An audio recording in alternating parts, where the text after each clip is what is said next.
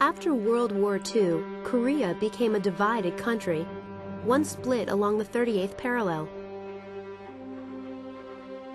The northern half became a communist state supported by the Soviet Union. The government in the southern half received aid from the United States.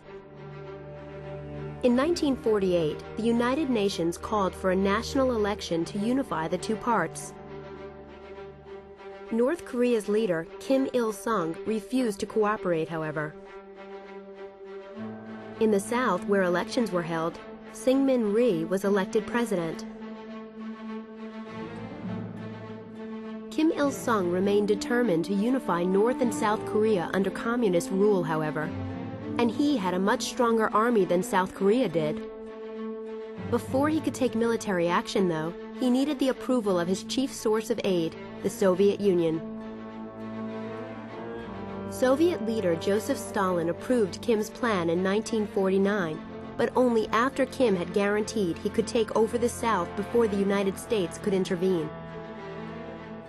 On June 25, 1950, Kim unleashed 100,000 troops in a massive attack on South Korea. The North Koreans made quick gains. Just 3 days after the invasion began, they seized Seoul, the South Korean capital. U.S. President Harry Truman pledged American aid to South Korea. In an emergency meeting, the Security Council of the United Nations passed a unanimous resolution. It promised to assist South Korea in repelling the North Koreans. This marked the first time the UN authorized using armed force against an aggressor nation. Truman ordered American troops stationed in Japan to move into South Korea. He based his action on the Security Council vote, though he never asked Congress for a formal declaration of war. 20 other countries also sent troops, medical supplies, and other aid to South Korea. In September 1950, the UN decided to unify all forces fighting for South Korea under a single commander. Since the United States had sent the most troops, an American general was chosen. That man was General Douglas MacArthur. But MacArthur faced some obstacles. The American army was not as strong as it had been in World War II, and North Korean troops were an effective fighting force. At first, the North Koreans saw success. They forced the Americans and their allies to retreat to Pusan in the southeast corner of South Korea. There, the Americans and their allies held the line. The fighting continued at Pusan for nearly a month and a half, with neither side backing down. MacArthur looked for a breakthrough to end the stalemate. Boldly, MacArthur decided to launch a surprise attack at the port city of Incheon, near Seoul. MacArthur knew the enemy would never expect him to attack there. The currents and tides at Incheon made it a very difficult landing site. MacArthur's plan was to cut off North Korea's supply lines and retake Seoul. U.S. Marines landed at Incheon on September 15, 1950. The surprise attack met little resistance. From that toehold, the Americans began to drive the North Koreans back toward the 38th parallel that divided the two Koreas. 2 weeks later, MacArthur returned Seoul to South Korean President Syngman Rhee. The American success brought new challenges, though. Mao Zedong, the communist leader of China, warned the Americans and their allies not to cross into North Korea. MacArthur believed that China would not get involved in the war. He convinced Truman to let him cross the dividing line.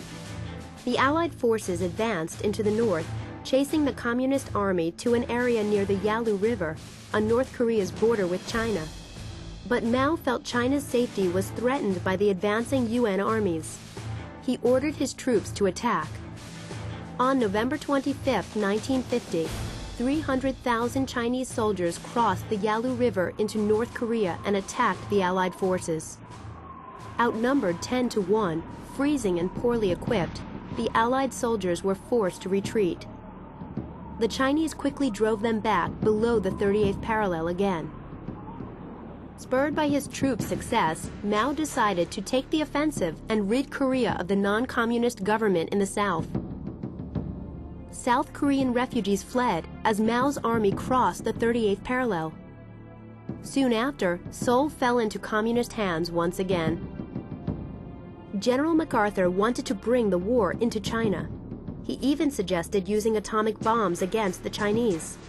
Truman feared that using those weapons would bring the Soviet Union into the war. He turned down MacArthur's request.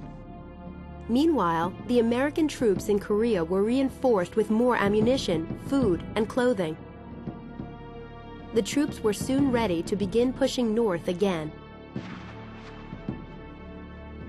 Mao had unwisely moved his troops too far and too fast. Now he had exhausted men and unwilling, untrained reinforcements. In addition, his artillery was no match for that of the Americans. The Chinese began giving ground as the Americans and their allies advanced. Back in Washington, President Truman wanted a limited war. He hoped to force the North Koreans and Chinese into a standoff that would lead to peace talks. MacArthur urged an all-out effort aimed at total victory. He wrote a letter attacking Truman's policies.